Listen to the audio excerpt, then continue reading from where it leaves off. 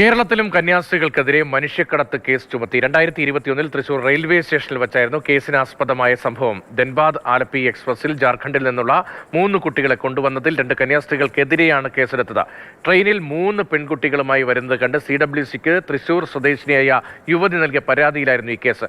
കേസിൽ ഉൾപ്പെട്ട 2 കന്യാസ്ത്രീകളെ Thrissur additional sessions കോടതി കഴിഞ്ഞ ദിവസം കുറ്റവിമുക്തരാക്കി. തെളിവുകൾ ഇല്ല എന്ന് ചൂണ്ടിക്കാട്ടിയായിരുന്നു ഈ നടപടി. MS ലിഷോയാണ് വിവരങ്ങളുമായി ചേർന്നത്.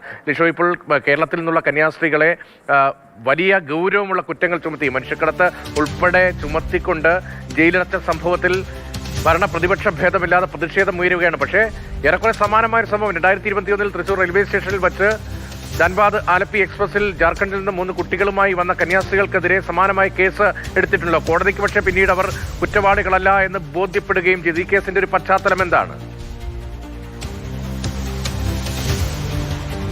അതായത് 2021 ഇത്തരത്തിൽ ഈ കുട്ടികളുമായി ഇങ്ങോട്ടേക്ക് 3 കുട്ടികളുമായി ഇങ്ങോട്ടേക്ക് എത്തിയതാണ്. ധൻബാദ് എക്സ്പ്രസിൽ ആണ്, ധൻബാദ് ആലപ്പി എക്സ്പ്രസിലാണ് തൃശ്ശൂർ റെയിൽവേ സ്റ്റേഷനിൽ ഇവർ വന്നിറങ്ങിയത്. വന്നിറങ്ങിയ സമയത്ത് അവിടെ ഉണ്ടായിരുന്ന ഒരു യുവതി ഇത്തരത്തിൽ ചൈൽഡ് ലൈനുമായി ബന്ധപ്പെടുകയായിരുന്നു. റെയിൽവേയുടെ ചൈൽഡ് ലൈനുമായി ബന്ധപ്പെട്ട് ഇത് തട്ടിക്കൊണ്ടുപോകലാണ് എന്നുൾപ്പെടെയുള്ള കാര്യങ്ങൾ സംബന്ധിച്ച് ഒരു പരാതി നൽകുകയാണ് ഉണ്ടായത്. പിന്നീട് ഈ പരാതി റെയിൽവേ പോലീസിന് കൈമാറുകയാണ് ഉണ്ടായത്. അങ്ങനെ റെയിൽവേ പോലീസ് ഇത് സംബന്ധിച്ച് FIR അന്ന് രജിസ്റ്റർ ചെയ്യുകയും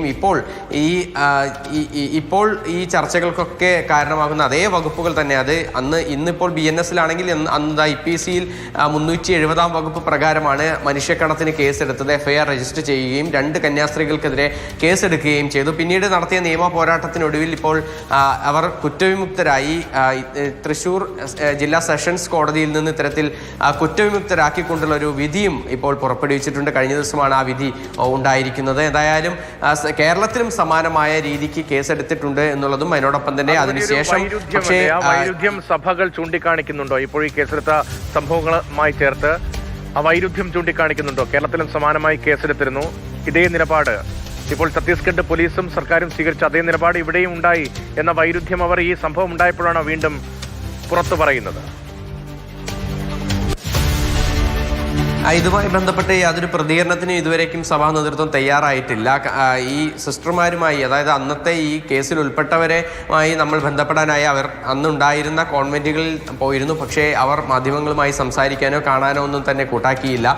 എന്തായാലും ഇത് സംബന്ധിച്ച് ഔദ്യോഗികമായൊരു പ്രതികരണം സഭയുടെ ഭാഗത്തുനിന്നും ഒരുപക്ഷെ ഉണ്ടാകുമോ എന്നുള്ള കാര്യത്തിൽ ഇപ്പോഴും ഒരു വ്യക്തതയില്ല. നമ്മൾ ബന്ധപ്പെട്ടപ്പോഴും ഇതുവരേക്കും ആ കാര്യത്തിൽ ഒരു പ്രതികരണവും ഉണ്ടായിട്ടില്ല.